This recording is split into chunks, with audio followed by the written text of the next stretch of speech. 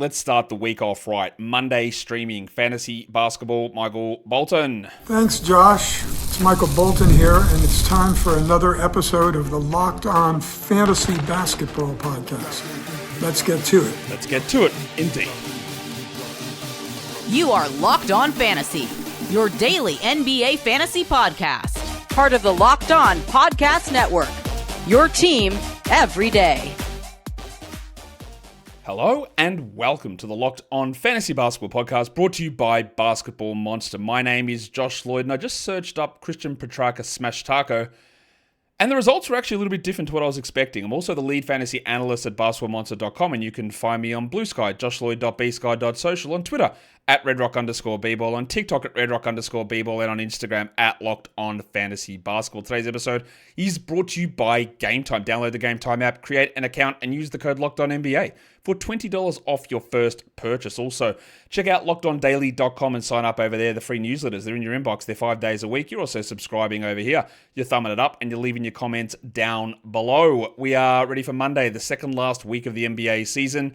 A week where streaming is very important. Next week, it is going to be very difficult to stream in. We've only got 4 streaming days next week. But for this week here, we've got 6. So we've got to make the most of it, get our values in. This is default Yahoo Championship week. And if you're one of the legends that's still here and watching, even though you don't have a fantasy team going, good for you. I love to see you here. That's fantastic. Let's make jokes and laugh about Taylor Horton Tucker together.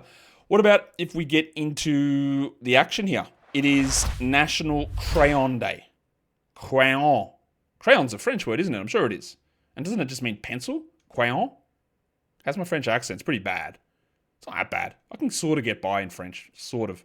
Barely. Marginally.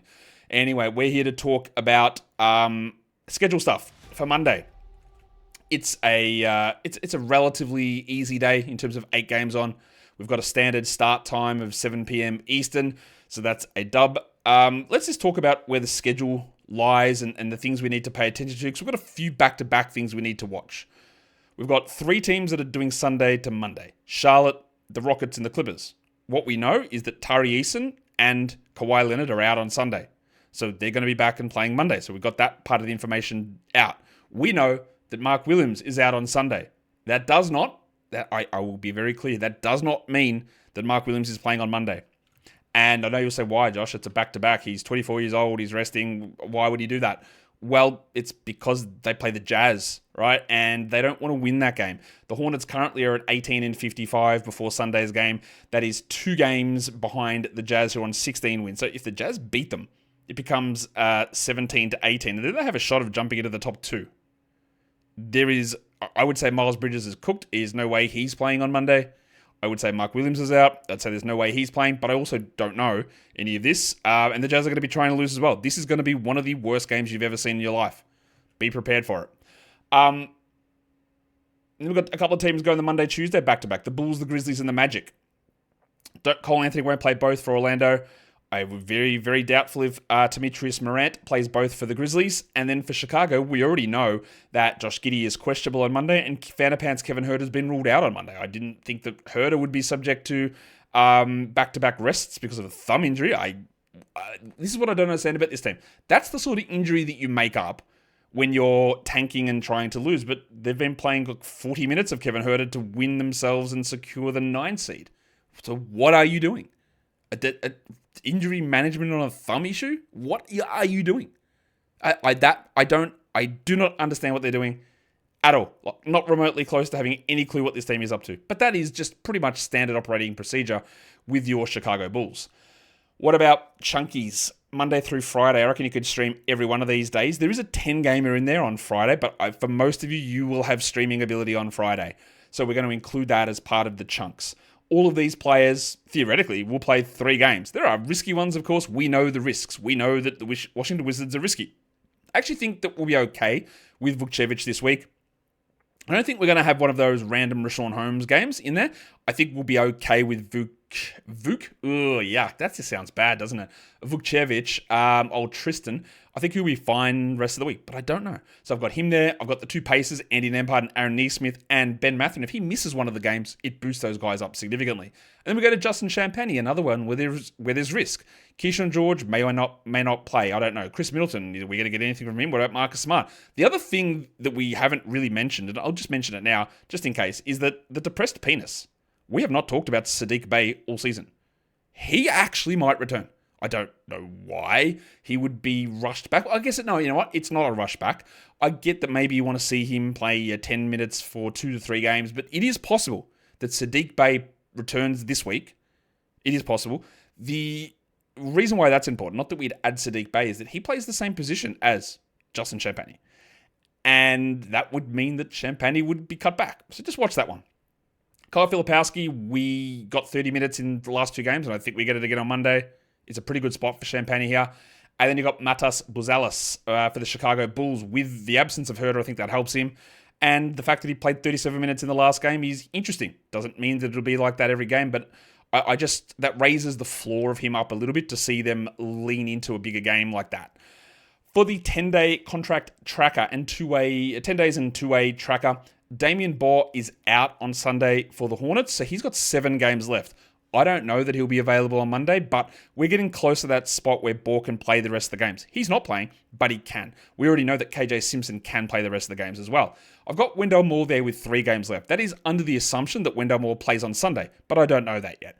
We haven't seen it. He hasn't been ruled out like Bohr has, so Moore should be at the 3 games left starting, or not including Monday, but including Sunday. Tosan Ebwamwan came back into the Nets rotation. He's got 6 games left. He didn't really play much in their last game, so he's got 6 left, and then Kai Jones has 5 left. And the thing with Jones is he was great in the last game, but Derek Lively and Daniel Gafford might be returning, so I think there is a chance here that Jones plays out these 5 and they don't convert him, and then they convert Brandon Williams for the final 2 games of the season and use him into the playoffs because Max Christie sucks. Spencer Dinwiddie, and you just get another ball handler there. So I would be watching for Williams to get converted and not Jones, and then Jones' minutes to drop if Lively and Gafford are actually returning here. And the other one that is amazingly important is Jalen Martin. For the Wizards, he's got 3 games left. He does play that same small forward type of position, guard, small forward. Yeah, he's a wing. But with Middleton and Smart not there and Bay still not there, there's only 3 games left for Martin, who's had some okay and interesting games. And his presence just means that there's just another body that Brian Keefe can throw out there. But he's still got 3 left, so we just pay a little bit of attention to that. We're going to come back and talk about the key injury statuses. Before we do that, though, today's episode is brought to you by the Game Time app. When you go on to watch sports, it's the best. You go in person, it's you get a hot dog. For those of you here in Australia, you grab pies, you grab chips, French fries, pizza, whatever it is. The smells, the sounds, the food, the action, the atmosphere. Live sports is what it's all about, and Game Time makes getting tickets to these events even easier. With a new feature, Game Time Picks, it filters out the fluff and it shows you only the best deals on the great seats. You don't have to waste your time scrolling through thousands of tickets. You go in there and there's amazing deals on matchups in your local area. Playoffs, start of the baseball season, whatever it is you're looking at, basketball playoffs, basketball games, March Madness maybe even on there, who knows. So check out Game Time and get those super deals to give you the best bang for your buck. Plus, you got the views from your seat, no surprise fees, and a lowest price guarantee. So take the guesswork out of buying tickets with Game Time Picks and download the Game Time app, create an account, and use the code LOCKEDONNBA for $20 off your first purchase. Terms apply. Again, create the account and redeem the code LOCKEDONNBA for $20 off. Download Game Time today. What time is it? Game time. Okay, let's talk about some injuries and the key statuses that we need to pay attention to. And this is going to be, the further we get into the season, it's going to be more important to be paying attention to these statuses. Benny Mathurin is dealing with an injury at the Pacers, and the reason why that's important, we wouldn't be really considering much of Mathurin, but if he is out, then Neesmith and Nembhard, their value jumps up significantly. Gives a little bit of extra minutes to Ben Shepherd, but that doesn't really matter that much. And probably Jarris Walker, is able to jump into the rotation. So just keep an eye on that one. In Washington, of course, Keyshawn George, who's missed the last few with an ankle injury. He'd been playing really well. He'd been a fantasy option. He's missed 3 in a row now, and there was the 2 minutes in the game prior to that. I wouldn't have thought they'd rush him back, given, again, they want to lose and they want to be able to catch the Jazz, and there's other guys like Jones and Champagny and Martin that they can give minutes to, but we just don't have that update yet on George. I'm working under the assumption that Cole Anthony doesn't play for the Magic. I don't have an official word on that. Usually the Magic give that report a lot earlier than they have, so we haven't got anything there yet. They've got a Monday, Tuesday back-to-back, so I think Cole will sit Monday, maybe play Tuesday. We'll find out. Charlotte's going to be the big one here and a really key part of this entire slate because, like I said, they're playing on Sunday. Mark Williams and Josh Green are out on Sunday. We don't know whether Tijan Salan's going to play, who's been getting 25 minutes and actually shooting the ball fine recently. But they played the Pelicans Sunday and the Jazz on Monday, and they need to lose both of these games. They need to give themselves an opportunity to get into the top 2, which they could if they lose both of them. So I really, really don't think that Mark Williams is playing in both games. But again, I don't know that. But the reason I think that is they've got a track record. Yes, he played in one game of the last back-to-back, but the one before he sat out both.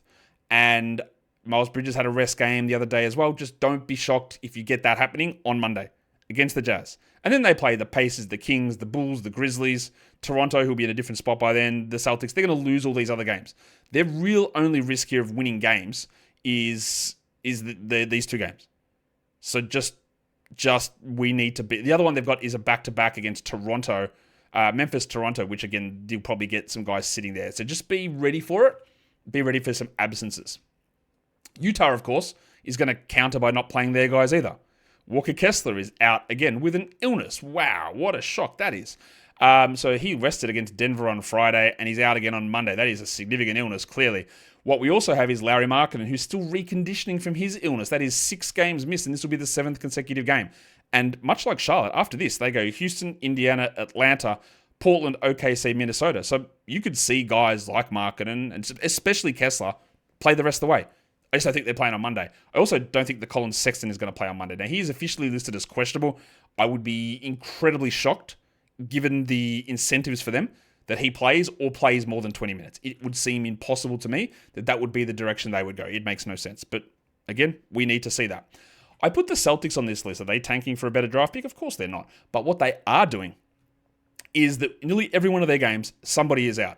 We can go back, I'll look through the last 9 games, and they'll read you who's missed games. So Porzingis, then Porzingis and Jaylen Brown, and then Derek White and Al Horford, and then Jaylen Brown and Jason Tatum, and then Jaylen Brown, and then Jaylen Brown, Drew Holiday, and Kristaps Porzingis, and then Al Horford, and then Jason Tatum, and then Peyton Pritchard and Al Horford. So in every game, one of their key 6 guys has been out. Every game for the last 3 weeks. And I think they're going to keep doing it in. Now, I don't know which player is going to be out. Pritchard missed the last game. I think he'll play. Al Horford missed the last game. I think he'll play. But I tell you who hasn't rested for a while. He's played 6 in a row. Maximum Derek White. I think it might be his turn to be out. Drew Holiday has played 3 in a row. Porzingis has played 3 in a row. Tatum's played just 1 in a row. And Jaylen Brown's played 3 in a row. But White's played 6. So I would expect somebody to be out. I don't know who it is, but one player should be out so we get more Cornette, more Shireman, more Hauser, more Pritchard when he's in there. But I don't know that yet. Ja Morant, I expect Morant to play on Monday, but they've got a Monday, Tuesday back-to-back. He's coming off a hamstring injury. He won't play in both, so I'll just bring that to your attention. Interestingly, Josh Giddey got popped on the injury report by the Bulls. They've also got the Monday, Tuesday back-to-back. We'll see whether that means anything. We know that Herter is out, but Giddey's there. He's been playing a lot of minutes, except for last game where he played 27 because he really struggled in that one. And we'll see what they do. They've got the Thunder and the Bulls. He's ducking the Thunder on the revenge game. We'll see. And then we have to watch out for the Thunder because much like the Celtics, they just continually sit somebody out. We can do the same game with who's been out for them over the last 9 games. So Jalen Williams and Alex Caruso. And then we go Jalen Williams, Chet Holmgren, Aaron Wiggins. And then it was Jalen Williams, Lou Dort. Then it was Shea, Jalen, Dort, Kaysen, Hartenstein. Then it was Jalen Williams and Lou Dort. Then it was Jalen Williams and Chet Holmgren. Then it was Jalen Williams and Kaysen Wallace and Aaron Wiggins. Then it was Aaron Wiggins. And then it was Chet Holmgren and Aaron Wiggins. And then last game, Hartenstein left the game early. So again, to give everyone the minutes, and we see Isaiah Joe bump up to 20 minutes a night, I think Hartenstein's going to sit this one. He left the last game with hip soreness. I don't think he plays. And getting guys like Kenrich Williams and Pig Williams and Isaiah Joe into extra minutes. Because if the team's healthy, those guys just don't play. But I think that we are going to be down the stretch here just seeing somebody out for the Thunder and for the Celtics nearly every game. And it will rotate who it is. I've put the Mavs centers on this list. Anthony Davis will be fine. He'll be ready to go. But it's about the others. Gafford and Lively. Gafford, grade 3 MCL, apparently is coming back this early. That's crazy. He's probable. Derek Lively is questionable. I think that kills you. There's no way that Kai Jones can play 30 minutes if Gafford, Lively, and Davis are all there. There's no way that happens.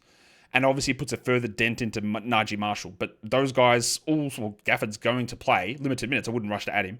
And Lively looks like he's returning as well. And then in Brooklyn, we have things that we need to pay. I know this is taking a long time, but we'll get to the streams in a second. But this is important to know these things. In Brooklyn, Claxton's not on the injury report, but Clowney is out. D'Angelo Russell is also off the injury report, interestingly, and Cam Johnson is questionable after injuring himself last game. So I don't really understand the plan of the Nets at all. They're in that 5-6 battle with the Sixers. I'd be surprised if Johnson plays. I'm surprised if Claxton plays 30 minutes or Russell plays 25, but they're in at the moment. And I think it's going to be... I actually think Daron Sharp's done for the year, by the way. And we'll see where they do. But they are going to be a confusing team as we move forward. Should we talk about streaming now? We probably should. Let's... what are we doing? I forgot where I was at there. Yeah, let's talk streaming. Let's talk Yahoo Points. Let's start with that. Then we'll go to ESPN Points, understanding that there's going to be some things that do change based on injury updates. But a lot of the projections and predictions that I made here, I think are going to be fine and they're going to come true because some of them already have. So I've got Kyle Filipowski at the top of this list because Markkanen's out. Kessler's out. Easy grab for him.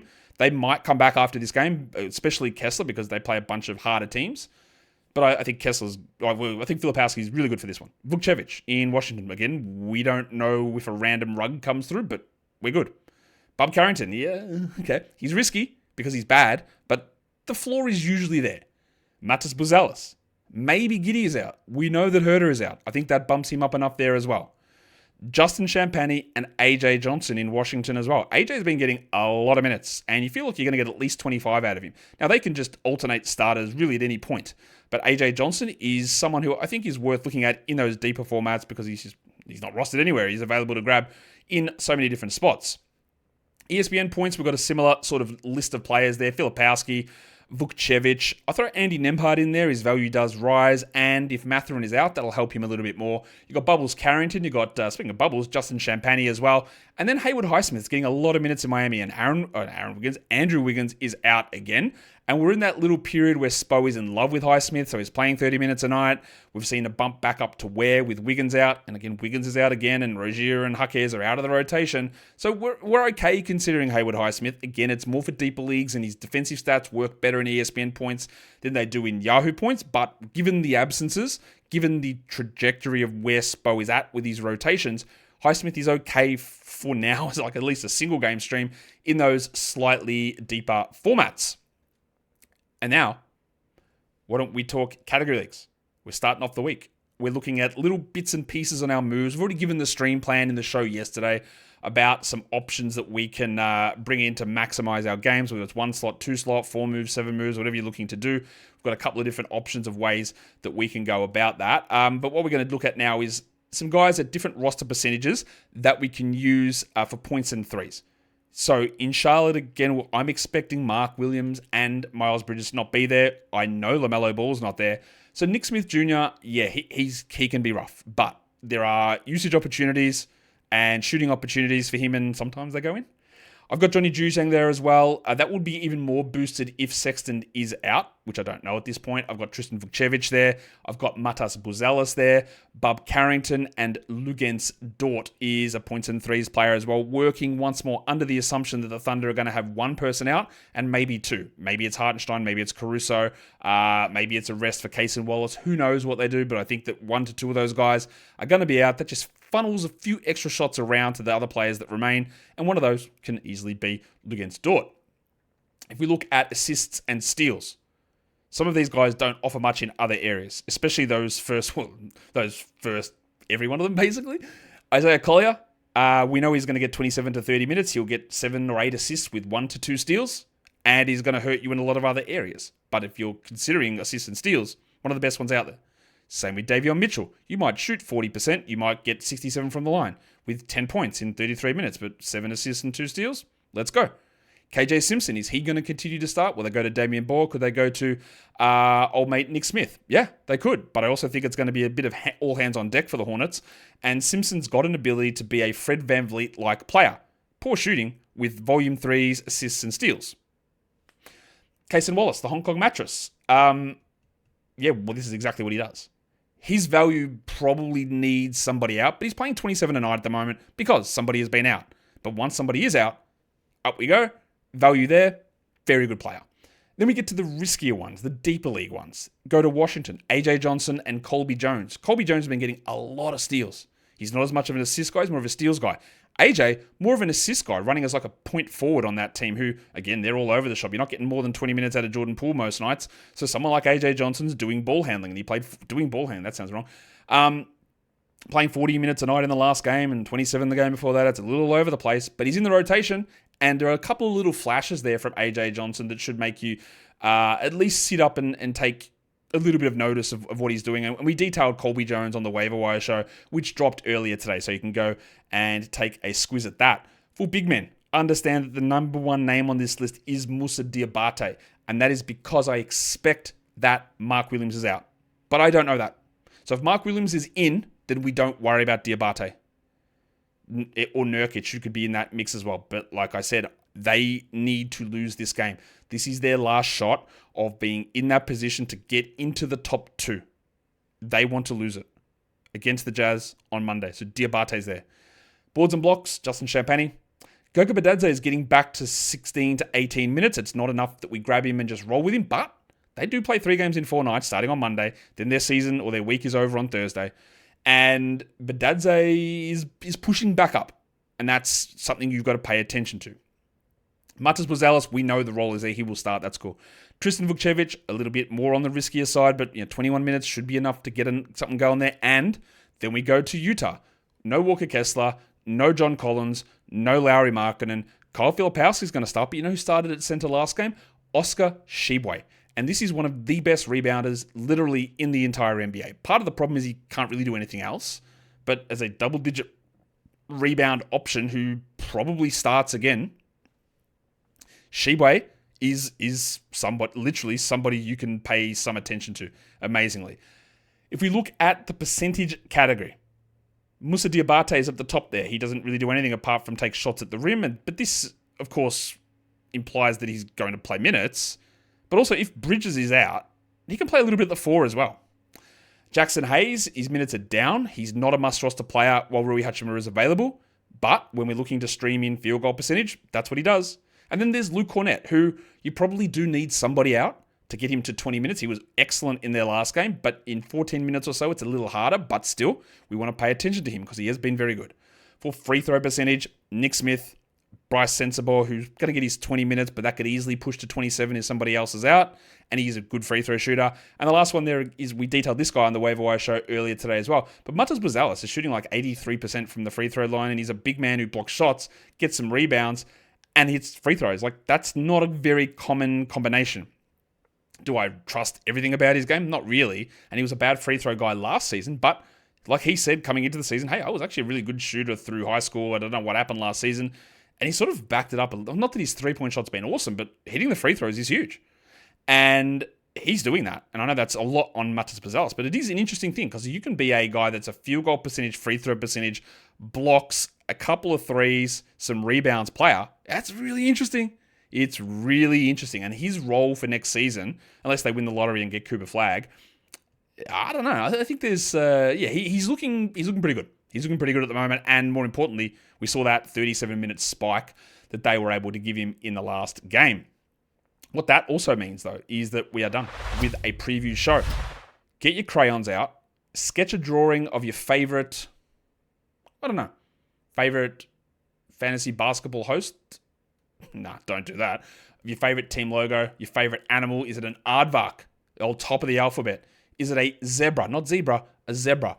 You don't have to use too many colors for that one, but maybe you want to spice it up. A magical zebra, a unicorn. I don't know. Just use your crayons. That's what it's here for. That's what Crayon Day is around for. Hit the sub on the button. Leave your comments down below.